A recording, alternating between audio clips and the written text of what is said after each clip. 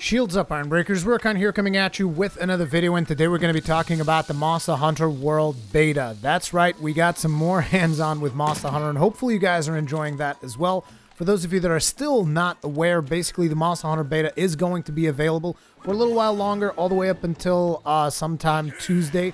So if you haven't gotten a chance to yet, and you have a PlayStation 4 with PlayStation Plus, you can now go and download it. Just go to the demos section. The beta is there. Download it. Play it. Seriously, try it. It is a lot of fun.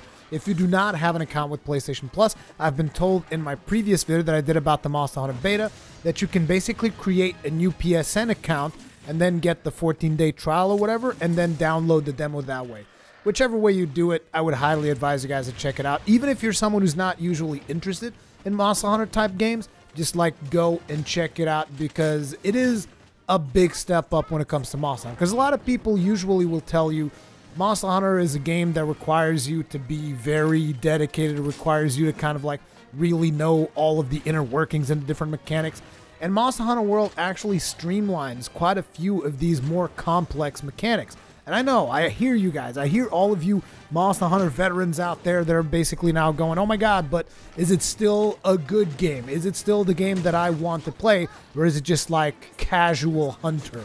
Guys, trust me, this is a Monster Hunter game through and through. And I'm saying that as someone who really enjoys Monster Hunter, the previous Monster Hunter, as well as this new one. And I'm also saying it because a friend of mine who has been playing Monster Hunter since the original on PlayStation 2, he also says this is like the best it's ever been. Okay, so in the beta you have all of the weapons available to you, so you'll be able to play with all of the weapons that we know and love from the previous Monster Hunters. The guns is actually one of the things that surprised me the most in terms of weaponry, because usually I don't tend to go for guns because I always felt that they were kind of unwieldy with the 3DS controls. They always felt extremely awkward for me to use, whether it be on the 3DS or on the PlayStation Portable or even on the Wii U. I still felt on the Wii U that I struggled, even with a regular controller, I still struggled to actually use the guns. Well, in this one, the guns feel, I mean, the developers themselves, they said it's just like a third-person shooter. You aim and you shoot. Of course, you still have the ammo selection bit and you still have the ammo crafting bit, although in the beta you're not really crafting. They just give you a bunch of ammo and you can go on your merry way and just have fun with that. But you still have the crafting aspect of it and all of that, so the good gunners will be the ones that know which ammo works best on which monster. So there is still that degree of depth to it, but just in terms of sheer gameplay, it feels much more satisfying to use the guns, and even the sounds that the guns make, they're just so satisfying to use. I was surprised because I'm not a ranged guy usually. Now, I'm not sure if it's going to be the same in the final version or not, but in this version of the game, the gunners are also using the same armor as the Blade Masters. So hopefully that's a thing. I would really like it if I didn't have to craft two separate pieces of armor just in order to be able to use guns and then use regular weapons. If that is the case, you'll probably see me rocking a couple of guns as well. It is very satisfying to fire those guns. Anyway, I don't want to, dwell too much on guns. There's also a lot of new things in terms of how you actually mount monsters. It's extremely satisfying. Like I had told you guys about the mounting mechanics. I'll say it again for those of you that didn't hear it last time. Basically, mounting works very much like it used to work in Monster Hunter 4 Ultimate. So basically, you can jump off of ledges and then do a leaping attack, with the addition that now you can also get yourself the glider mantle, which allows you to basically glide a little bit around. It makes it easier if you want to try and spam mounting on top of monsters. And then once you're on top of the monsters, there are a couple of things that can happen. So the monster is going to try to be free of you by using several of its body parts depending on where you are. Now, in the current monsters that we have in the game, there's 3 basic mounting spots. So you can be in the head, you can be in the torso, or you can be in the tail, which naturally means you're going to be doing damage in these different areas of the monster when you are mounted. Now, the cool thing about it is that, say for instance, you're in the monster's head. He's going to try and ram his head against stuff, like ram his head against mountains, and I think that actually does knockout damage. I'm not sure, but I think that does KO damage. I could be wrong there. But anyway, when he does that, you have to move. You have to actually move from the head to the back. And you guys are like, oh, but is it awkward? Kind of like sometimes in Dragon's Dogma felt a little bit awkward. No, your character literally jumps from each point. So like if you're in the head, and you press right, depending on which direction the monster is facing, you would usually go towards the torso. So your character jumps from the head and grabs on again at the torso. You press it one more time, you'll go all the way to the tail, and you can do damage on the tail. You can chop the tail that way. So mounting is extremely satisfying. You still have to brace whenever the monster is doing certain things. Other times you will have to actually move to a different body part because he might try to swing his tail against a tree to make you go off balance. And even if you do go off balance, there's still the chance that you'll be able to use the grappling hook. I still don't know exactly which button it is. I've pulled it off a couple of times, but I don't know which button I was pressing, if I'm being completely honest. But you are able to still recover using the grappling hook. Speaking of the grappling hook, there's also a lot of situations where you're able to use the grappling hook to actually navigate through the map. That's pretty cool. I haven't really mastered that particular technique yet.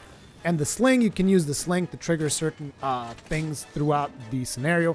As a matter of fact, throughout the footage that you guys are watching, you'll probably see me do that a couple of times.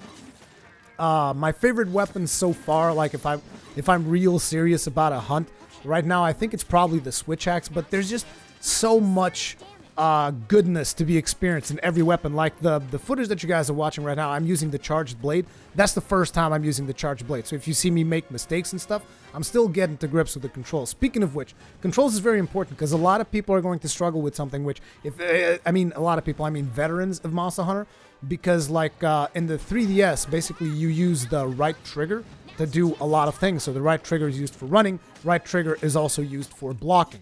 Well, in this one, they actually separate that. So the bump, the shoulder button, or R1, in the case of actually R1, because we're going to be playing only on PS4 right now, R1 is used to run, and it also sheathes your weapon automatically whenever you press R1 so that you can start running.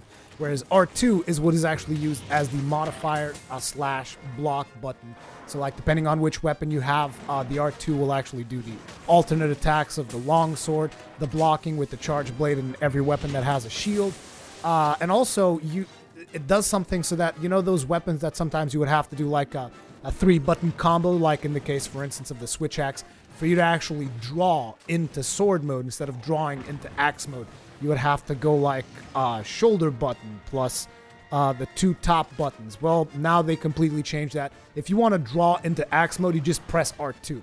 Makes it a lot easier. Makes it also a lot more friendly in terms of how you can just draw into something without having to press that stupid button combination. So it's like there's a lot of quality of life improvements while at the same time maintaining the complexity of the weapons. Like I think there's a lot of weapons I still haven't seen their whole moveset. But you guys remember the hammer, that special attack that you did with a hammer? I now know how to do that. It's actually a special sliding attack, and it is so cool to pull off. Basically, you have to be charged up, and you have to be in the sliding, which is why you see them usually pull that attack off in the trailers and stuff. You would see them actually slide through it, and then you would go into that attack, because you have to be sliding and you have to have it charged level 2, and then you unleash it, and it does the little Sonic almost attack with the hammer. That is super satisfying. But just beyond the gameplay mechanics and beyond all of that, how are the most important things of Monster Hunter, which are essentially the monsters themselves? It is so satisfying. It just feels good to beat on them, basically. I know that's pretty friggin' sadistic, but it feels good to wail on them. They feel nice, and not only that, they also kind of interact with each other. Obviously, we know this, like the Rathalos picking up the Anjanath and dropping them down, and you can take advantage of that. You'll also be able to see that in other parts in the beta, like you can see the Jariatados fighting against the Baroth. Jariatados is kind of like a mud Plesioth, if you guys haven't seen that yet. He attacks the Baroth. There's also the Baroth quest. The quests that you have available are to hunt the Great Jagras, which is the big yellow dude that gobbles up the Aptonoth. That is the Great Jagras. You have a quest for that. He's pretty easy. I think he's actually intentionally tuned down. Then you have the Baroth, which is a little bit harder, but still fairly easy if you've ever fought a Baroth. It's not particularly hard. Then you have the Anjanath, which is like the hardest one of the 3, but still not the hardest thing ever. Now, the interesting thing is, while you only have these 3 quests, they're going to give you access to 2 scenarios, the Wildspire Wastes and the Ancient Forest. And each of those scenarios has 3 monsters in there. So in the Ancient Forest, like we've said, we have the Great Jagras and the Aptonath. And sometimes they'll get involved in fights as well, like the Anjanath will hunt the Great Jagras. The Great Jagras will try to attack the Anjanath if he sees it's weak. But on top of those two, there's also Rathalos in there. And you can actually hunt the Rathalos if you want to. I haven't gotten to kill him yet. I've been trying to kill him. As a matter of fact, you guys have a video of me and the Ironbreakers trying to kill him. He's a very elusive bastard. And that's where I realized. Because, like, at the start, when I first saw the Scout Flies, I'm like, okay, I get it. This is something so that people that aren't that into Monster Hunter are still able to hunt monsters using these Scout Flies. Okay, that's cool. Because people aren't used to, like, actually chasing monsters throughout a map. But guys, trust me, even as a veteran, I don't consider myself a veteran Monster Hunter player. I've played a lot of Monster Hunter, but I know that there are people that have played way more. But even as veterans, you guys are going to want to have those Scout Flies to track them down because the maps have so much more verticality now that it's going to be really hard for you to track down a Rathalos and figure out how exactly you can get to where that Rathalos is. The maps are complete mazes. It is, I mean, Wildspire Waste's a little bit less so, it's a little bit easier to navigate, but the Ancient Forest is a goddamn maze. I'm not even kidding, guys. I've been hunting Rathalos, and a lot of the times one of the hardest things was figuring out how to actually get to him. Because the thing is, since the target of the quest is the Anjanath, the Scout Flies will lead you to the Anjanath, not the Rathalos, which is somewhat frustrating. So if you want to kill Rathalos and you want your Scout Flies to actually find him, you're going to have to go and do a Rathalos quest. Nonetheless, I'm going to be trying to kill Rathalos and Diablos, which is another monster that is also available in the Wildspire Wastes. I'm going to be trying to kill those because I haven't killed them yet, and I'm going to be live streaming Monster Hunter today on Twitch, so if you guys want, you can go hang out there. I'm probably going to be bringing in people from chat at some point as well to try and help out and kill Rathalos, Diablos, and just like try on the harder monsters. The biggest problem right now with the beta for me is the time limits, because I think they intentionally made them a little bit short so that you wouldn't go off and try to kill the Rathalos and try to kill the Diablos, but you know that's what I'm going to do. I don't care. The thing is, they only give you 20 minutes. You get 20 minutes per quest, which sometimes is a little bit tight. I'm pretty sure that's not going to be the case in the final game. In the final game, I'm presuming they will give you the usual 50 minutes. It's just for the purpose of the beta, they probably don't want players to just go ahead and start farming Rathaloses. At least they still want that to be a challenge. And that's personally what I want to do. I want to go hunt the Rathalos and the friggin' Diablos. But it's really cool to see the monsters like interact with each other in the way that they deal damage to one another. I'm still a little bit hesitant as to how that's going to work in the final game. But at the same time, every now and then, I see a little bit of a trailer. I shouldn't, but I see a little bit of a trailer of that story mode, and that story mode is looking so good. It's looking so good, you guys, that considering how solid the gameplay is right now in the beta, it's just pretty much solidifying my opinion of the game. The other cool thing is, like, you know how usually in Monster Hunter you would have to, like, stop to gather items and stuff like that? In this one, you can just run through. There's some things that you have to stop, like in the case, for instance, for mining. It's not like a character can just like be running, throw his pickaxe, pick up a piece of ore. For mining, you do have to stop, and there are a couple of things where a character does have to stop. But certain things like, say, plants or herbs or something, you can just pick those up on the go. Same thing, as you pick up clues for the monsters with your Scout Flies in order to track them, you can pick those up on the go, except for the ones that give you more points and stuff. You can still chop tails, obviously. I think I chopped the tail in the footage you guys are watching as well.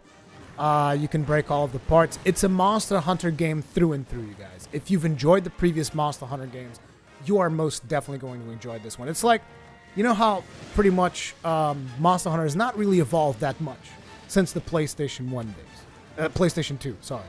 If we're to be completely honest. I mean, sure, it's evolved. We've had quality of life changes. We've had new mechanics introduced. But the game itself is still like the segregated maps thing and all of that. You know, things that in all essence are essentially a little bit dated. A lot of the mechanics in Monster Hunter are dated. Well, this game right here is the single biggest evolutionary leap that I've seen in this series. And a lot of people might think that, oh, now it's like all mainstream. It's going to be just for the casuals. Personally, I don't look at it that way. I think this is a Monster Hunter game through and through. If you want the complexities of Monster Hunter, you will have them. But at the same time, they do away with a lot of the old notions like, oh, you need to navigate through 100 different cryptic menus to actually understand what the hell this particular skill does with this gem. It was not It was not straightforward at all, and nobody can tell me, oh, dude, it was super easy to do. It's not. Come on, like, really? Gemming your armors and figure out what the fuck those gems are doing? Like, unless you're looking at a website, it's a goddamn chore. I'm sorry. Nobody's going to tell me otherwise. I love the game. That's a goddamn chore. And they've simplified that. That's a lot easier now. You can actually see, at least in the beta, the way that you look at it is each individual piece of armor has a skill, and it tells you what that skill is, and you can press a button, and it instantly tells you what that skill does. Okay, that's the way it should have been from the start. Don't tell me about, don't come in here and start defending like the cryptic gemming system of Monster Hunter, because I'm sorry, you'll get no sympathy from me. Because to me, Monster Hunter is about the satisfying gameplay. It's not about figuring out, not about navigating those cryptic menus. Like, sure, the min-maxing aspect of it, I love it as well. I did not love trying to find out what certain skills did because you couldn't figure it out from their names, and the way in which you were actually able to read what each of the skills did was a goddamn pain in the ass. Anyway, that is going to be it for this video. In my opinion, this is the best Monster Hunter that I've played so far, and this is only the beta. Of course, this is still the honeymoon phase, so I might change my opinion as I put more and more hours into it. But right now, the honeymoon phase is looking good, and I'm going to go enjoy myself. And I hope you guys enjoy yourselves as well. Thank you very much for watching, and I'll see you guys in the next one.